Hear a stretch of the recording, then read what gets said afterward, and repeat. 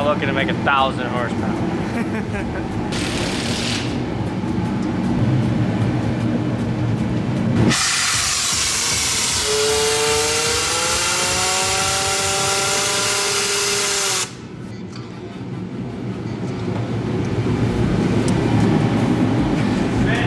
It spins. Alright, so we're just getting the exhaust pipe just kind of mocked up right now. I guess you could call it the downpipe, even though it's kind of traveling up.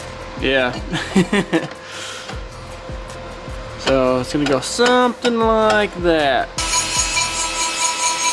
It's gonna go through the fender and out the side. That's the plan anyways. Yep.